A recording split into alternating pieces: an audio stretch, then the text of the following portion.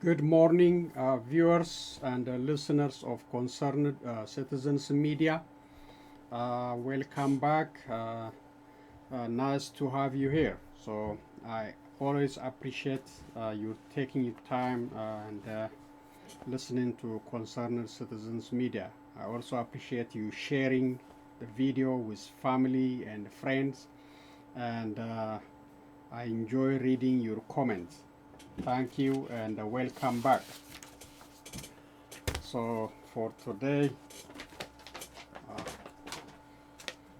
I have some news to share with you. Okay, something is messing up my newspaper here.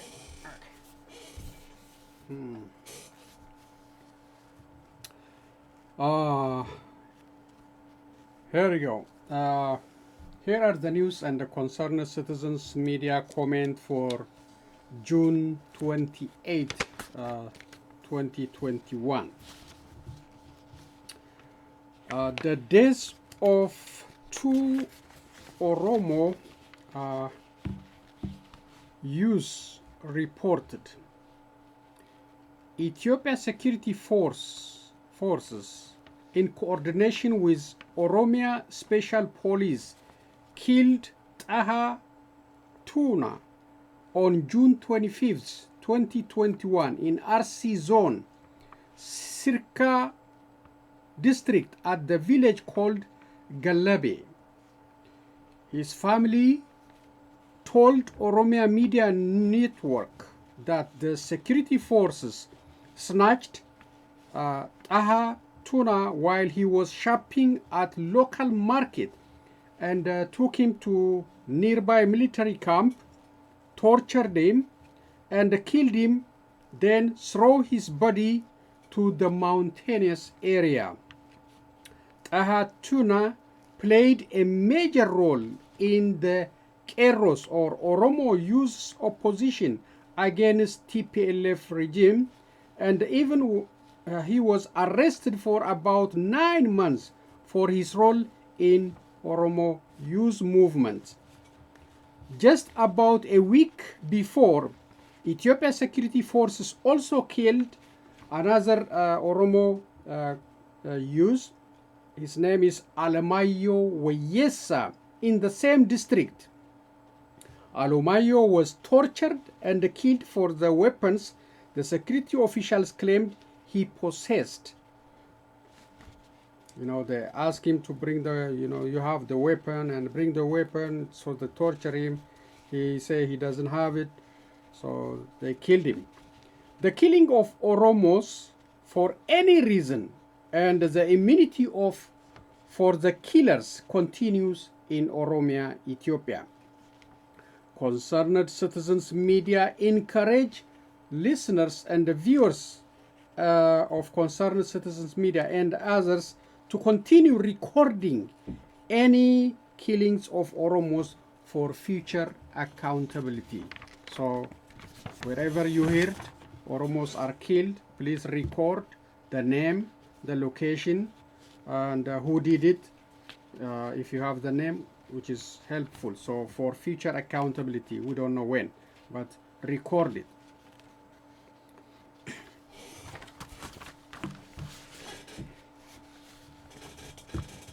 The United Kingdom, Canada, and 12 other countries urged Ethiopia Prime Minister Abiy Ahmed to convene a broad-based national dialogue to help end the nation's political crisis. UK, Canada, plus 12 other countries call on Ethiopia to have dialogue. The call came days after Ethiopia held its first election since Abiy came to power 3 years ago. This is their statement. Election alone cannot bring democratic transition or resolve the political challenge being faced, the 14 foreign government said in a statement on Friday. We call on the government and all stakeholders in Ethiopia's society to ensure that a meaningful, broad-based national dialogue process takes place and to commit to peaceful solution. Other signatories to the statement include Japan, New Zealand, and Germany. So 14 countries call on Ethiopia to have dialogue. They say election alone does not solve the problem. So you need to have dialogue, reconciliation with all stakeholders. Credit for this one, the Bloomberg.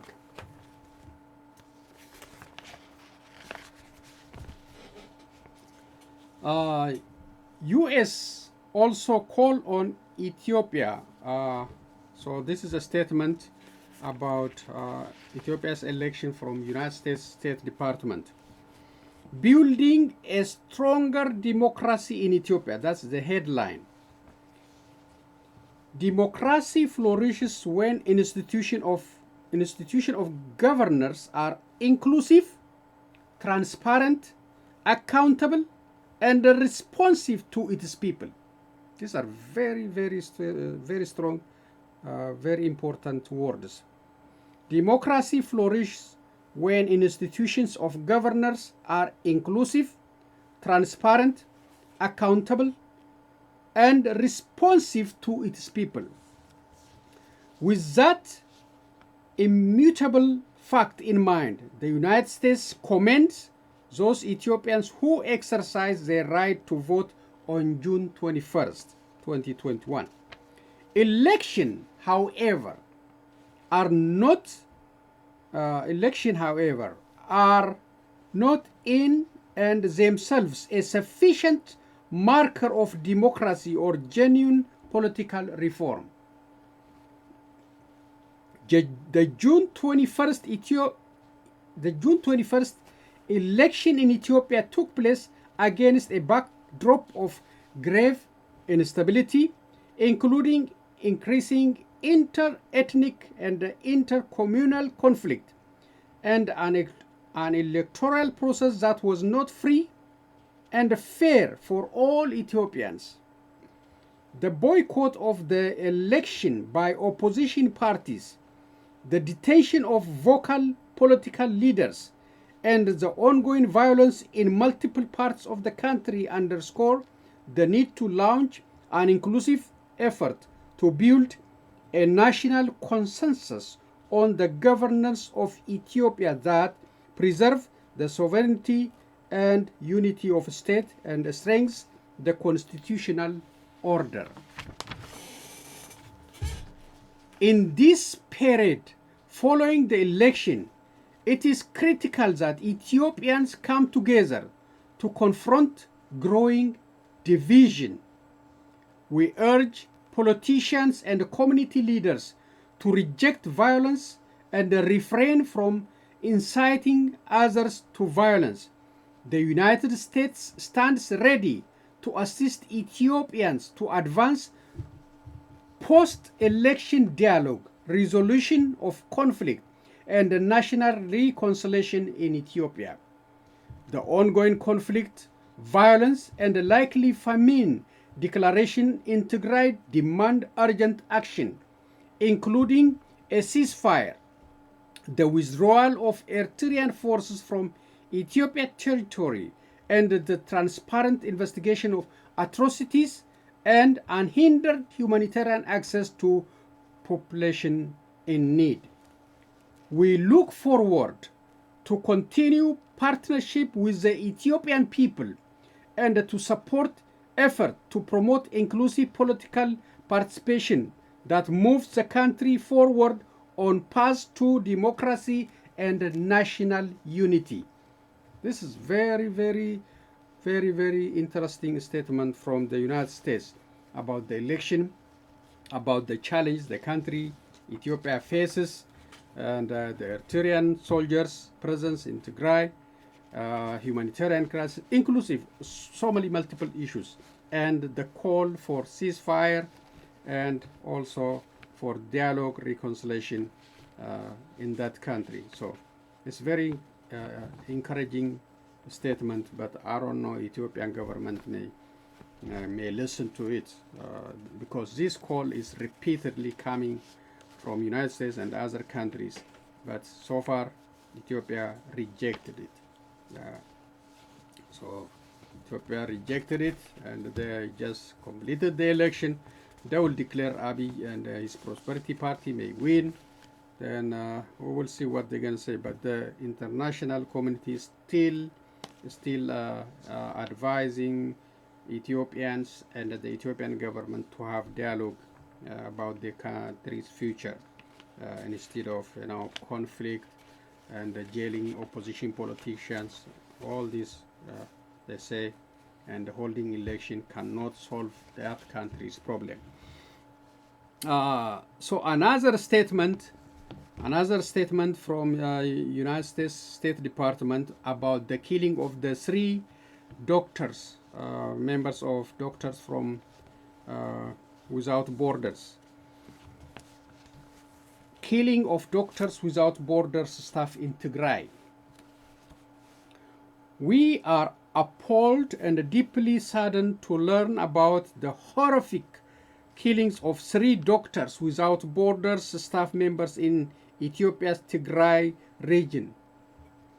Attacks on humanitarian workers are indefensible and must end immediately. We call for independent investigation and for the perpetrators to be held accountable for these killings. The government of Ethiopia ultimately bears full responsibility for ensuring the safety of humanitarian workers and free and unhindered access to humanitarian assistance. A cessation of hostilities is essential to ensure the humanitarian workers can safely assist citizens, prevent further sufferings, and address the myriad challenges, including famine. So this is a statement from United States State Department on the killing of the 3 doctors in Tigray. Doctors, the members of Doctors Without Borders. So that's also leave the responsibility, the burden on Ethiopia to protect humanitarian aid workers like Doctors Without Borders and others. And this one is from European Union. Also, this one is just like the United States. On the previous news bulletin I did, U.S. condemned the attack on the market, and the UA also, EU, European Union also released a joint statement on that attack. Joint statement by the High Representative Borrell and Commissioner Lenarchich on the airstrike in the Tigray region. This is a joint statement.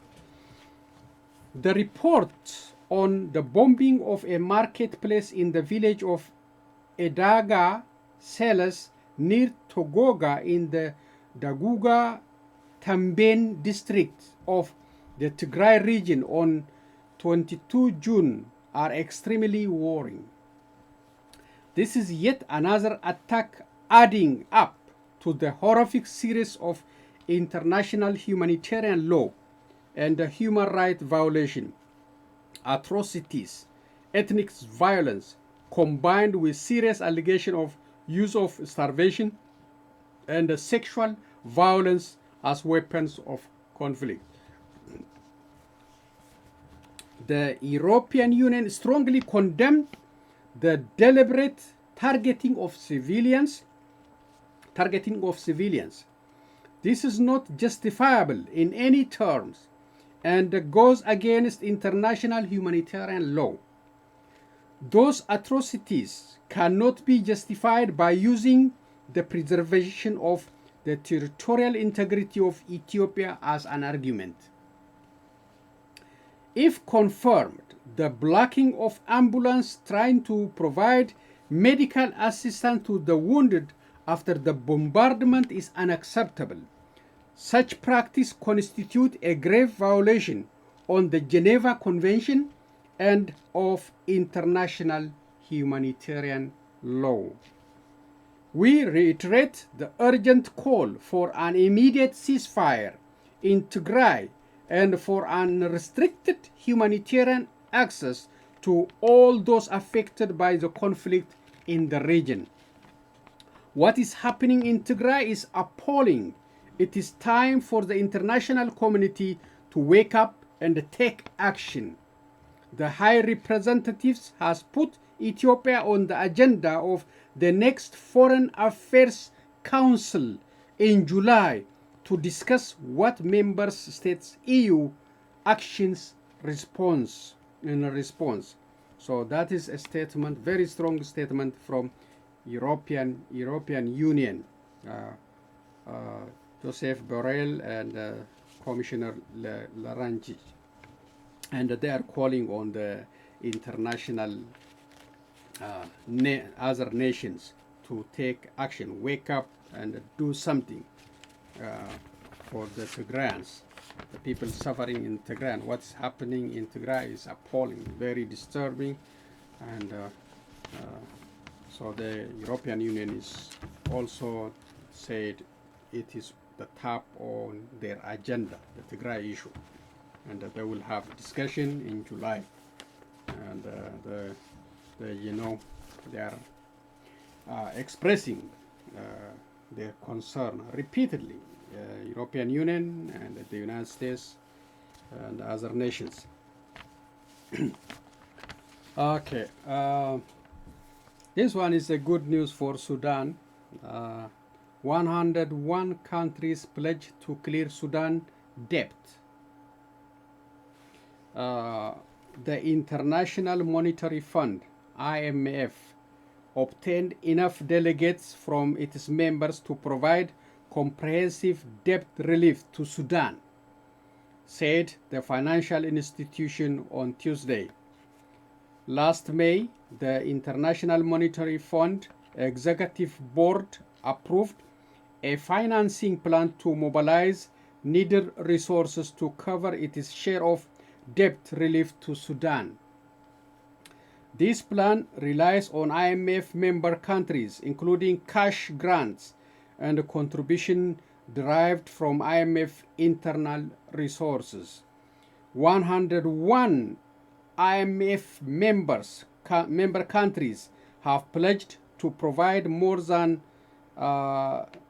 SCDR, maybe Sudan money, 992 million SCDR. In the United States, it's about 14.7 million in financing, said IMF Managing Director Christina Georgieva. This will enable the clearance of Sudan's areas to the IMF, allow for the provision of new fund financing, and facilitates the delivery of the HIPC initiative and other debt relief to Sudan, added Georgieva. Sudan's debt has reached over 60 billion, according to the Sudanese official. The International Monetary Fund estimates it totaled 50 billion in 2019. Over 85% of Sudan's debt area unpaid interest and penalties. The severe economic reform and the economic hardship the country is experiencing pose a risk to Sudan's stability, particularly as the Hamdok government didn't succeed to implement the safety net program that was supposed to support vulnerable families.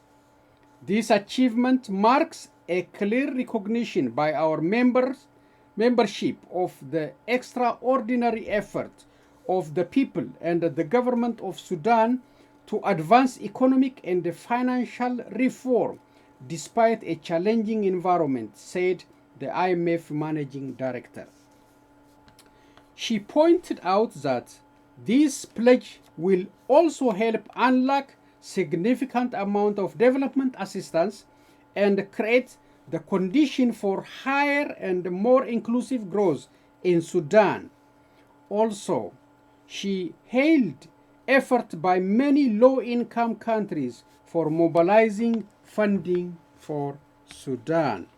Sudan is now one step closer to reaching the HIPC decision point, a landmark which will significantly reduce Sudan's total debt, allow access to fresh funds and new investment critical to boost growth and fight poverty, concluded Georgieva. So, I don't know, some of the HIPC, I don't know what this, but the good thing is Sudan is relief from burden, debt, thanks to 101 countries contributed to ease that Sudan from debt. So it is a good for Sudan. Another one, again, this is no Sudan and Egypt. Sudan and Egypt signed joint military cooperation agreement. It has been reported before too. So many activities between Sudan and Egypt. So they signed another military cooperation. The chief of staff of the Sudanese and the Egyptian armies signed a joint cooperation agreement between the two countries on Thursday. According to the Sudanese military media, stated that chief of staff in the two countries concluded a memorandum of understanding for joint cooperation between the two armies at the end of an announced meeting held in Khartoum. The deal was signed by Sudanese Army Chief of Staff Lieutenant General Mohammed Osman al-Husseini and his Egyptian counterpart Lieutenant General Mohammed Farid Hegazi. In a short press statement that didn't include any details about the agreement, the Sudanese military media said that Lieutenant General al-Husseini praised the remarkable development in relation between the two armies and thanked the Egyptian army for their great support and cooperation. For his part, Lieutenant General Hegazi stressed the depths of relation between the two armies, explaining that the visit comes within the framework of follow-up and a review of what was already agreed. In a noteworthy that the chief of staff, the Egyptian army, the Egyptian armed force stopped in Khartoum on his way back to Cairo after a visit to the Democratic Republic of Congo. He reassumed his trip immediately after the signing of the agreement. On May 31st, the Sudanese and Egyptian armies completed ground military drills in Khartoum state, involving ground and air force. The two armies signed a training protocol according to which they carried out two joint air exercises, Nile Eagles, at the Mero military base in Sudan last March, Arab Sword in Alexandria, alongside other Arab armies from several Gulf countries in November 2020. The head of Sudanese Transitional Sovereign Council Abdul Fattah al-Burhani and Egyptian President Abdul Fattah al-Sisi agreed to restore the close relation that link their armies during the Arab-Israel war, considering that any security threat to each of the two countries affect the other. So Sudanese and Egyptians are having mutual understanding and signing, military cooperation, military training, all these. And of course, the Nile Dam is the issue. And they repeatedly threaten Ethiopia to do something, but so far just signing a deal, exercising, taking the issue to United Nations instead of dealing in African Union. So still is busy. They are very busy. Sudan and Egypt, they are very busy signing a deal. Especially Egypt is going around, going to Kenya, going to Djibouti, going to Democratic Republic of Congo. So they are just active. Maybe to threaten Ethiopia or to do something, we don't know. But the training, the signing of all these deals, it means maybe something in the future, we don't know. So thank you again. That's the reading part, and a lot of statements concerning the election of Ethiopia and the concern in Tigray, the crisis in Tigray, and the call for ceasefire, the withdrawal on the Eritrean issue. They are still there. They didn't come out. They don't want to come out. They are waiting for action. So we'll see. That's the reading part, and I have videos to share, then conclude today's presentation. Thank you again.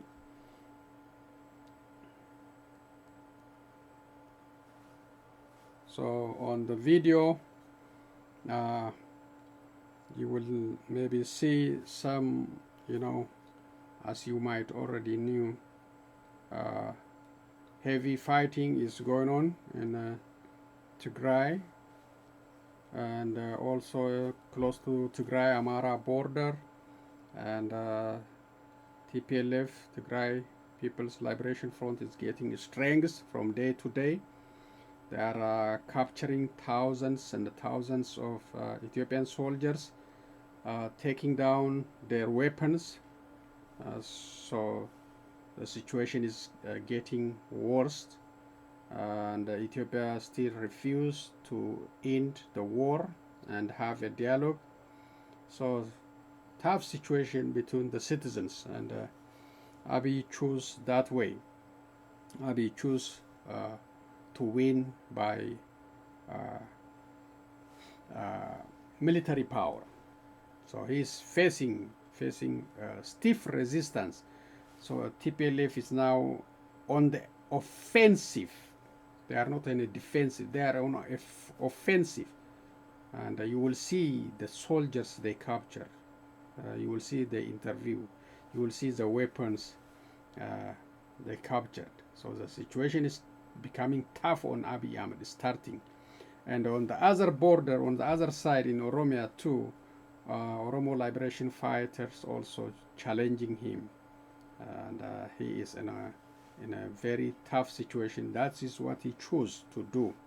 And instead of having dialogue, reconciliation, instead of election, as as international community said, does not resolve the country's issue. But they insisted. They want the legitimacy for 5 years, so they will continue. They want to continue killing Ethiopians, arresting Oromos and abusing Oromos. That's why they went, hey, we got the legitimacy. Where the people choose us, but only 50%. 50% never participated. Okay, let's listen to these videos and finish up.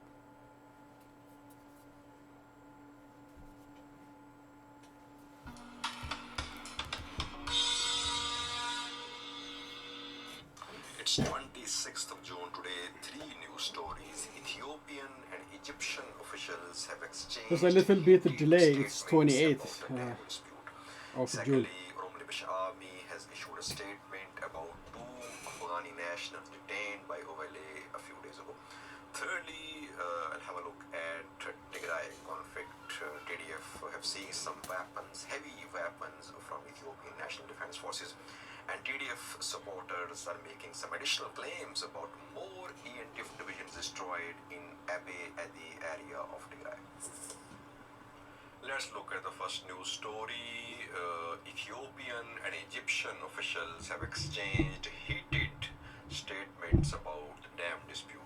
General Bacha Dable of Ethiopian National Defense Forces gave an interview to Turkish RT viewers, and in that interview, Bacha Dable said Egypt will never strike Ethiopian dam, and if Egypt and Sudan tried to strike this dam, they would be lost in the Mediterranean Sea. It was an open threat from Ethiopia viewers, as Egypt and Sudan have been trying to put pressure upon Ethiopia. In response to this statement of General Bacha Dable of ENDF, Foreign Minister of Egypt Sami Shukri has also issued a statement. Sami Shukri says Egypt knows how to defend its water rights. Egypt has written a letter to the UN Security Council. Egypt wants international community to resolve this issue. But if nothing happens, Egypt knows how to defend its water rights and the rights of its citizens. So both the sides are issuing very strong statements as the date for the second filling of the dam is approaching. Some sources say that Ethiopia and Egypt, Sudan are inching towards a war. BBC also published an article 2 days ago about that. They cannot resolve this issue on their own, viewers, and so far they haven't been able to agree about mediators. AU-led mediation has failed. Ethiopia does not want any other party to mediate. That is why tensions are rising. That's what happened. Now the second news story is about OLA. Oromia army has issued a statement about some Afghani nationals who were detained by OLA a few days ago. Two Afghani nationals working for South African mining company were detained by OLA a few days ago, and OLA now says that it will only hand over these Afghani nationals to an independent body. It will not hand over these foreign nationals to Ethiopian government officials.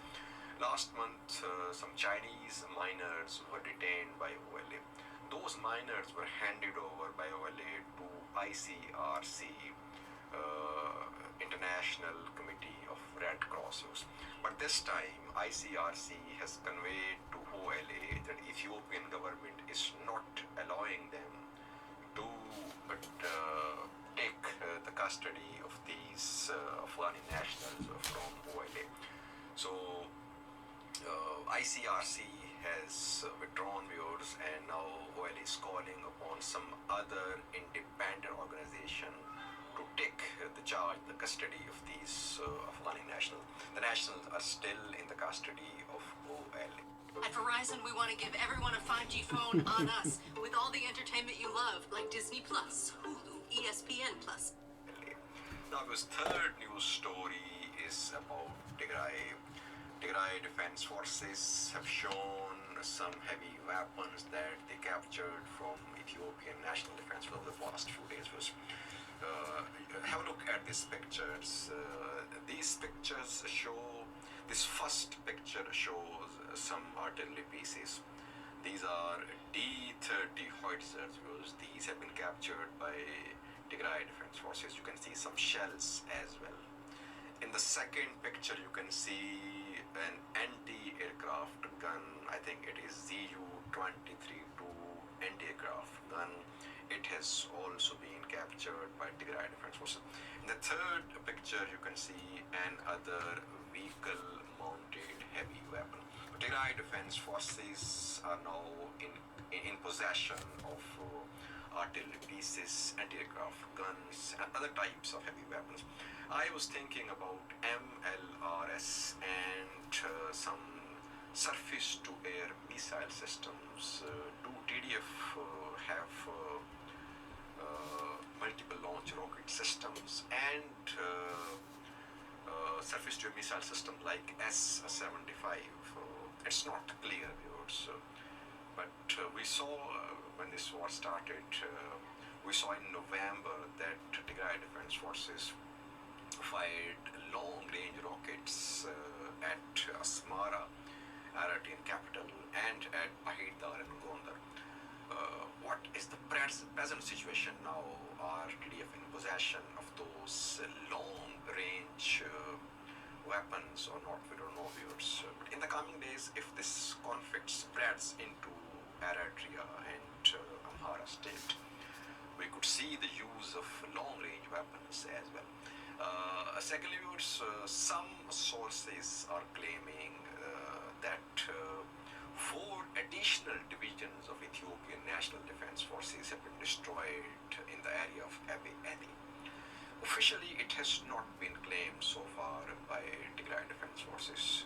I was waiting for an official statement because in earlier official statements, Tigray Defense Forces claimed to have destroyed more than 4 divisions of ENDF. If these additional 4 divisions have been destroyed, it means that ENDF wouldn't be left with any soldiers in Tigray. That is why I was waiting for an official statement from TPLF about the additional 4 divisions destroyed in Abiy Adi. It's still unconfirmed. Lastly, Tedros, WHO head, has issued a statement about airstrikes on Tegoga town to the west of Mekelle. He says that those killed in Tegoga were civilians, and Ethiopian government did not allow ambulances to evacuate the injured from Tegoga. Watch 2 videos. First video shows heavy weapons seized by TDF, and second video shows the statement of WHO head Dr. Tedros about Tegoga airstrikes. Nothing for you.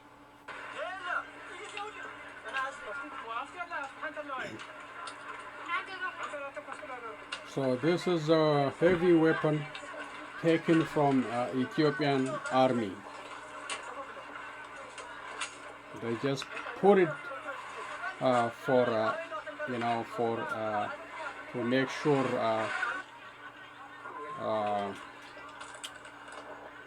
the Ethiopian government cannot say this is fake or blah blah. If you don't show, they're gonna say, okay, if you have this, why you don't show us? That's what they put on social media openly. Of Mekelle in the Tigray region of Ethiopia was bombed, killing and wounding civilians. Ambulances were blocked for more than a day from attending the scene and evacuating the wounded for medical care. WHO is currently providing life-saving trauma and surgical supplies to a hospital that's treating survivors who are able to reach care. Attacks on civilians anywhere are completely unacceptable, and so is denying them access to immediate care, because we lose lives. Okay, that's WHO Director, Dr. Adano. የመከላከያ እግር ኳስ ክለብ የሚመስል አዲስ አበባ ስቴዲየም የሚመስል ከፍተኛ ትልቅ ዋይድ የሆነ ሾት አለ። So now you're gonna see the interview of Ethiopian soldiers, how many they are under the Tigray People Liberation Front. You will see.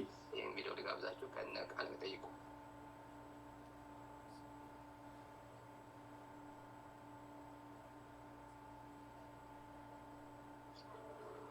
በዚህ ክፍለ ጦር ውስጥ ነው ነበርኩት። እኛ ስንማረክ Look their numbers. Really. የደረሰብን ነገር የለም። This is በተቻለ long line. ያለው ኃይል በእንክብካቤ ሳንገላታን ወደ የሚያስፈልገን ቦታ ላይ ወስዶን አስቀምጦናል። ከዛ ውጭ የደረሰብን ችግር የለም። ከመማረካችን በፊት የነበረው ከመነሻችን ስንነሳ ወዴት እንደምንሄድ በእርግጥ ግልጽ አይደለም። ግዳጅ Tigray People Liberation Front fighters are nice to them. ተረጋግጠም እርግጠኛ አይደለንም ወይ ግዳጁ ላይ ወዴት እንደምንሄድ አናውቅም። በግማሽ መንገድ አካባቢ ከሄድን በኋላ በአንዳንድ ወሬ ወደ ጭላ እንደምንጓዝ እንደነበር ነው እና ከዛ ውጪ የምናውቀው ነገርም የለም። የተነገረንም በቦታው ላይ ይሄ ቦታ ግዳጅ አለ ተብሎ የተነገረን ነገር የለም። You see the soldiers, thousands and thousands. እንደምታውቀው አስቸጋሪ ነው። ሀገራችን እየወጣጠሳት ያለው አንዱ ይሄ ነው። የውሸት ፖለቲካዎች ይኖራሉ። እኔ ለዚህ ትግራይ ህዝብ ልቤ ይነካል። ብዙ ነገር አሳልፋለሁ ከትግራይ ህዝብ ጋር ከእድሜ በላይ ግማሽ በላይ ከትግራይ ህዝብ ጋር ነው አሳልፍኩት። ግፋብል 20 ዓመት በላይ ኖሬያለሁ። በዚህ ዓመት ውስጥ ይሄ ህዝብ ከኔ ጋር ከኢትዮ ኤርትራ ወረራ ጀምሮ ከኔ ጋር ሲዋደቅ ስነሳ የነበረ ህዝብ ነው። ሲያጠጣን ሲያበላኝ የነበረ ህዝብ ነው። ሲቆስል ከኔ ጎን ሆኖ ሲያለቅስ የነበረ ህዝብ ነው። ጓደኛዬ ከአጠገቤ ሲሰዋ So he's talking about nice things about the Tigrayan people and how long he lived there, like half of his 20 years plus. So the Tigrayans, nice people. Come on.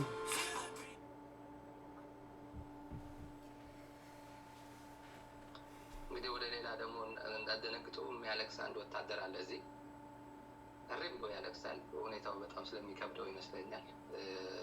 ከባድ ብዙ ትዝታ አለበት። ብዙ ኢትዮጵያ ግብጽ የትግሬ መከላከያ መንግስት የኢትዮጵያን ግብጽ ወራለች አባይን ግብጽ ልትደመስስ ነው ብሎ አስታጥቆን መተን ምንም ያደረግነው ነገር ግን በፖለቲካውም ደግሞ ምንም ደስተኞች አይደለንም። እኔ እውነቴን ብናገር ማለት ነው እኔ አሁን እዚህ ነኝ ያለሁት። ስለዚህ በትግራይ ክልል ወልደናል፣ ከብረናል፣ ጠጥተናል፣ በልተናል። ሽንት ቤት ስንሄድ ራሱ ትግሬዎች በውሃ መርዝ ያደርጋሉ ይላሉ። ውሃውን እንጠጣለን። ውሃው ምንም መርዝ የለውም። ጠላ እንጠጡ ይላሉ። ጠላ እንጠጣለን። ጠላው መርዝ የለውም። ከተማ ላይ ከወጣቶች ጋር እንውላለን። የትግራይ ወጣት ደግሞ መጥፎ ነው ይላሉ። ስናይ ደግሞ ከኛ ጋር አብሮ So he is talking about how the government is feeding them, very bad propaganda about the Tigrayan people. So he's saying don't drink, don't eat the food from them. They're gonna poison the food. They're gonna poison the food. He said nothing happened to us. He said.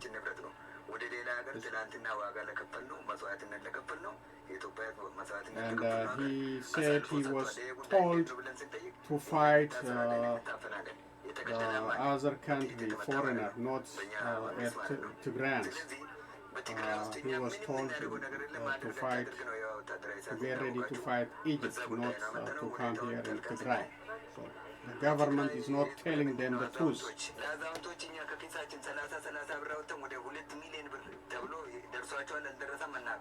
በጣም አቅማቸው ላልቻሉ ለአዛውንቶች አይተናቸዋል።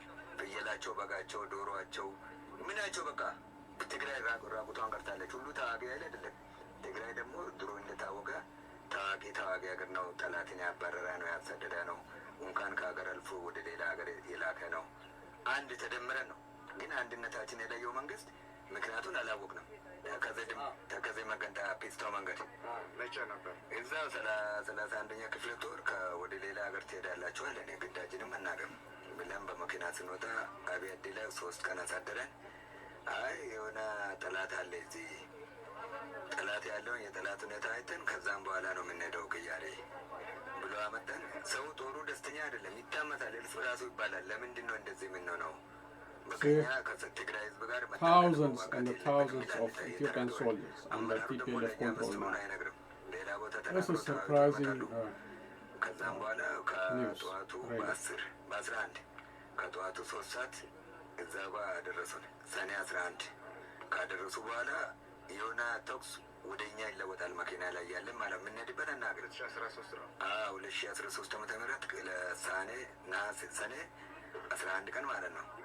ከዛ ሲከፈት እኔ አሁን እንደራሴ በጤና ባለሙያ ነበርኩ። ምንም አላውቅም። ሁሉም ሰው ሮጠ። እኔ በድንጋይ ስር ተደበቅኩ። ከተደበቅኩበት ሁሉም ሰው ጥሎኝ ሄደ። እግዚአብሔር አምላክ ሲያተርፈኝ ጥይት ይተኮሳል፣ ይህም ይተኮሳል፣ ያኛውም ይተኮሳል። ያ ሁለቱም ለመገዳደል ስለቆመ ወንድም ለወንድም ቢሆንም ለመገዳደል ስለቆመ ስንሄድ በቃ እግዚአብሔር ተረጋሊ በነበረ ዳዊት ነው መታወቅ ከደቡብ ክልል ወላይታ ከግቢ ወረዳ ነው ቀበሌ 02 ማለት ነው።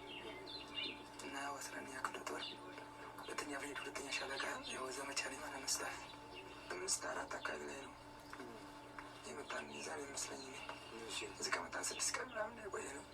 የት አካባቢ ቆያችሁ? 6 ቀን እዚህ ቱርኩ ጋር ጭላ ወደዚህ ማለት ነው። እዛ ላይ ቆየ ነው። ከዛ ምን ተፈጠረ? እንዴት ነው? ሰኔ 11 ያው የነገር ያው ተፈጠረ። ምን ተፈጠረ? ያው ባላሰብንም እኛም እዛ ነበርና የነገር ይፈጠራል አላሰብንም ነበር። ያው ተኩስ ተፈጠረብን። ያው እኛ መከላከል ያው ሞከርን አልቻልንም። ያለ አማራጭ ያው እንግዲህ እጅ መስጠት ነው ማለት ነው ያለ አማራጭ። ስለዚህ እንደዛ አድርገን ያው እንጂ ወደ ላይ ተፈጠረ። Fire open and they couldn't fight, they couldn't resist. The only option they have is to surrender to TPLF. ማለት ዋናው ዞሮ ሰላም ነው። ያዳበር ቤተሰብ ስላለ ለመኖር ነው የምንፈልገው እንጂ እኛ ከሞት የሚገኝ ነገር የለም። ስለዚህ ከሞት ደግሞ ዘናፍና በቴጋ ብንሆን ይመርጣለሁ። ስለዚህ ለዛ ብዬ ነው የሚመላሰን እንጂ የሰጠው ማለት ነው። ተመካከራችሁ ነው በአንድ ላይ እጅ የሰጣችሁት ወይ በየግላችሁ? አይ በየግላችን ነው። ያው አብዛኛው ያው ተሰውቷል። ያው ዘው ያየናቸው ከሌፍታችን ነው የተሰውት ማለት ነው። ለማን ታስታውሱ? ከተሰውት ውስጥ ያው እኛ የጓደኞችን ማቃቸው መገናኛ ሁሉ እዛ ነበረው ተሰውተዋል ማለት ነው። ታደሰ ሻለቃ ታደሰ ይባል ማለት ነው። ታደሰ እዚኛ የኛ መሪ ማለት ነው። እዛ ነው ስም አብረው ተመጣው ሞተ ወይስ አይሞት አላውቅም፣ ግን ሲመታ ይቻላል። ወደቀ? ያው ልጆቹ አብዛኛውን ስመለስ እንደገና ሬሳው እንዳለ በየምሽጉ ያየሁት። አብዛኛው ፊታቸውን መለየትም አልቻልኩም። ያው አብዛኛው ስኮን እዛ This pandemic, as the German professor was saying, Okay, this is the last video for today. President of Uganda, Museveni, Yoweri Museveni, urging but also African to do something instead of waiting to the global community.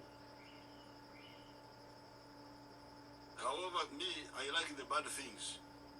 Like bad things.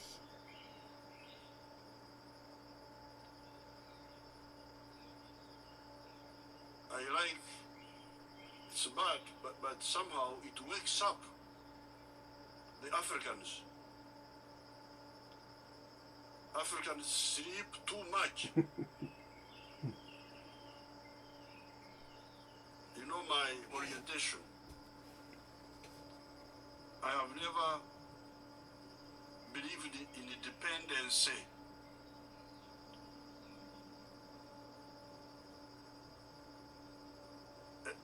For the last 60 years, I've been struggling against that. In the government, when we were outside the government, in the resistance, we were always striving to depend on ourselves. Therefore, this unfortunate phenomenon where people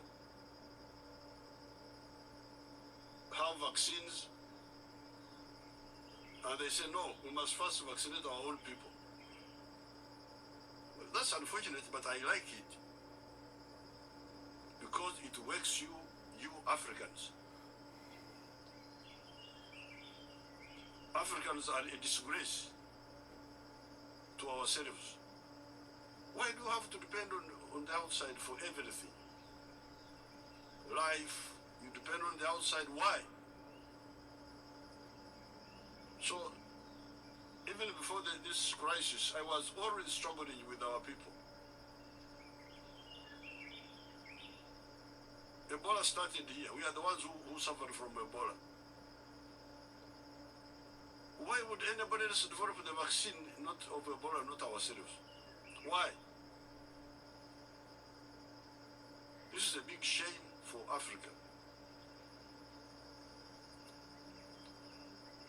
And within the government, you know what we are doing.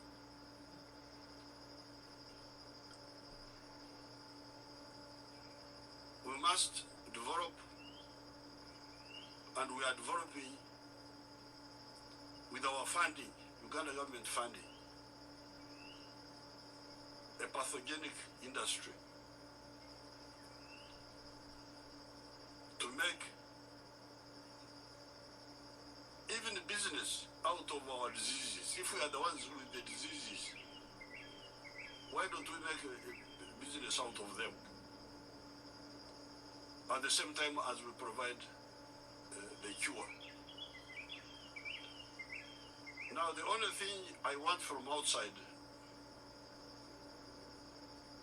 if the vaccines come, good. If they come, we shall welcome them. But more importantly, we are developing our own vaccine. And I've been following every day what our people are doing. And they can do it. They have the knowledge. We have trained you. Many of you are highly educated. Uganda has started education long ago, modern education. The only little issue I would like to ask from our German friends and other friends, if they want to help, are sometimes the raw materials for this vaccine. Because of the economies of scale, sometimes it's not economic to produce every raw material, every input. It is sometimes cheaper and quicker to get some of the inputs from outside. So give us those inputs. But my people have been getting problems. It seems some people don't want Africa to stand up. So I'm glad you have this organization. You discuss, frankly. Let's get the support of we shall pay. We don't want to for me I don't want any donation. No, I will pay.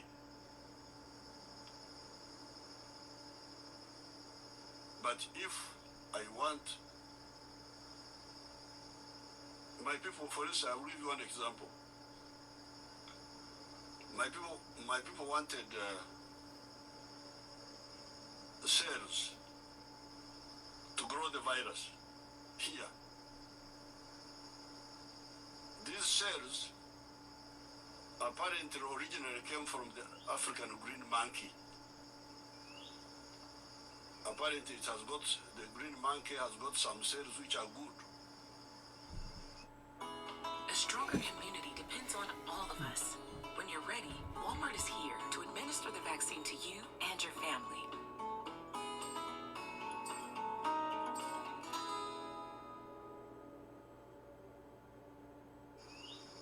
For growing the virus.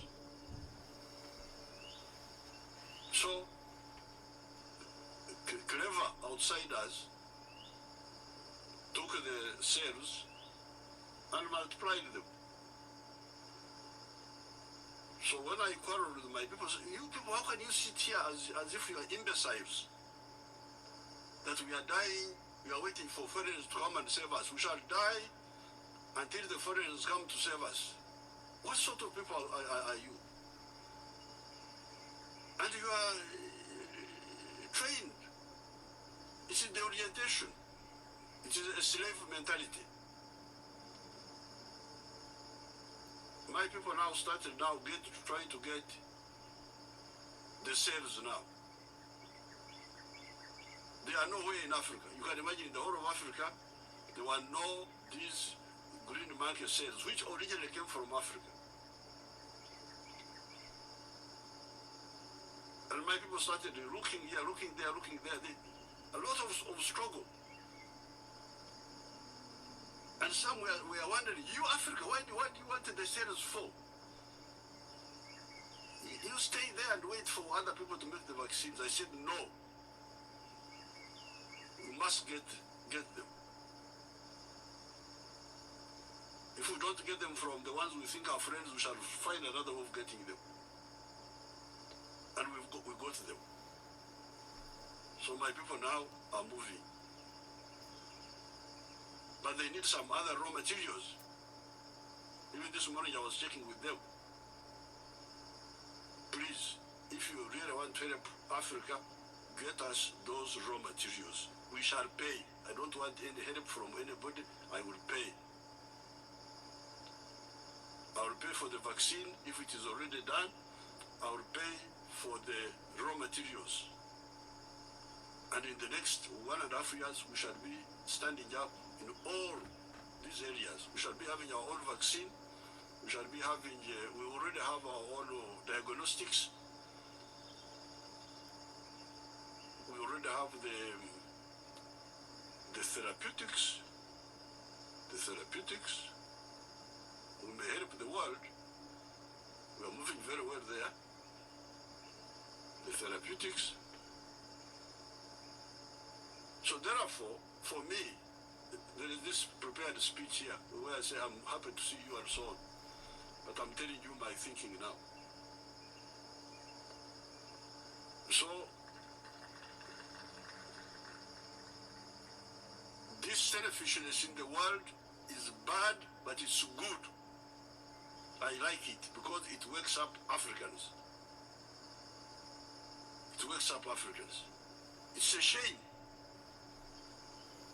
that the whole of the African countries is just asleep, waiting to be saved by others. If they don't save us, we shall die, like happened with the slave trade. How can this be?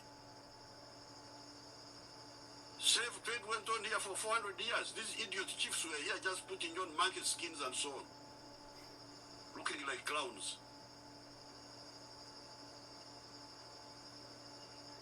So therefore, although this is bad, but me, there is a good thing in it, to wake up the Africans. So I go back to the written speech now. We know that the ultimate solution to COVID-19 lies in vaccinating all our people.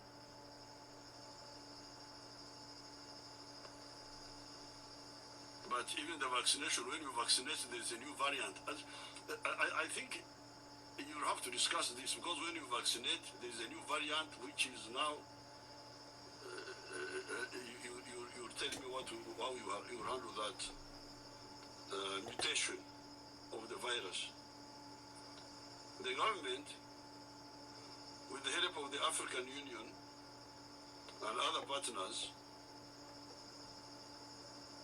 will fast-track the acquisition of sufficient doses of vaccines to cover the entire population, alongside efforts to develop our own vaccine. That one is the one I am really working on. We are continuing to talk with India, the USA for the Johnson & Johnson vaccine, China, and Cuba. Okay, that's President Yoweri Museveni of Uganda, cursing, urging Africans, to do something. He mentioned the COVID-19, the challenge with it. Is good to wake African countries, African experts, scientists, to do something instead of waiting from outside to get the vaccination. It makes sense. It's good. I like it. I did a video before on this thing, because all African countries just waiting, when still they are waiting. So many scientists in Africa, so many medical doctors, researchers, but for some reason they are not good at creating some life-saving vaccines, COVID-19 or some other Ebola or something. So the call to action, I appreciate President Yoweri Museveni, even though he is a dictator, stay in Uganda in power for more than 35 years. Again, he won, by force, by arresting the opposition leader on election day. So he's a dictator, very, very bad dictator.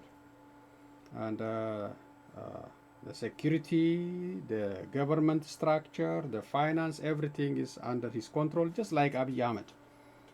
All the people, all the court system, the police, the federal agencies, the army, all of them under his order. That's a sign of dictator. That's coming to Ethiopia too. So, but I appreciate the advice he is giving to Africans today. That's very encouraging. Africans should wake up. Fortunately, they are lucky. Not too many people died. Uganda is still facing some challenge. Ethiopia also, they don't have vaccines. Most, I think, 99% of African countries, they don't have vaccines. The one they got is very limited from UK or from United States, maybe from other India, maybe, I don't know, but very limited. Very limited. Only for officials on the top may get vaccinated. So this challenge can be resolved by Africans themselves. So I appreciate President Yoweri Museveni urging them, cursing them to wake up from their sleep. So that's a good one. So the other one, before I conclude, I repeat, any killing you hear on the news of any killing of Oromos by security forces, by Oromia Federal Police or Oromia Police, please record it for future reference, for future accountability. The killing is still going on under different excuses. Onakshane, blah blah, you have the weapons or something else. They just keep continuing, they keep killing. So we have to keep recording for future reference, possibly. The other thing is TPLF getting it stronger. TPLF is getting stronger, and as you see on the video, they are capturing thousands and thousands of Ethiopian soldiers. They didn't kill them; they take care of them, they feed them, they respect them, they hold them with respect and dignity, which is a good sign. It's not like the one we see on other videos in case of Ethiopia, Amara militia and the Ethiopian soldiers killing them, throwing them into the ditch and the mountains, cursing them. That's a bad. Once they are captured, they should be treated according to international law. There are laws for international conflict, for war engagement. So they should be respected. They should not be cursed. They should not be, once they give up their hand, they should be treated with dignity, like a human being. So what I'm saying is, if Abiy Ahmed is smart, this is the time to end this conflict before it is going to coming to you, and before you face other challenges, before the bloodshed become bigger and bigger. The signs are already there. Now conflict is coming deep into Amara territory, Alamata or Lalibela, blah blah, in the border areas. So be smart, end this war, demand the Eritrean withdrawal from Ethiopia, have discussion, dialogue, reconciliation with your people, and for the sake of stability in Ethiopia. Then we can deal with Sudan or Egypt or other issues, but we have to resolve the internal issue and release political prisoners. They didn't do nothing. You want to win, that's why you arrested them. That's the only reason. You want to claim you won. So you won now. Let them free. Let them get out. Then maybe, if other free and fair election can be done, they may challenge you, but now you won. You're gonna claim. So why you keep them there for nothing? So please release them.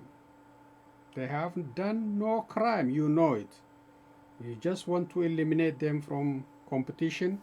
You are successful. Everything is in your hand. You got the federal police, the army, the intelligence, the finance, the court system. Everything is in your hand. You are powerful now. So you should act now before too late.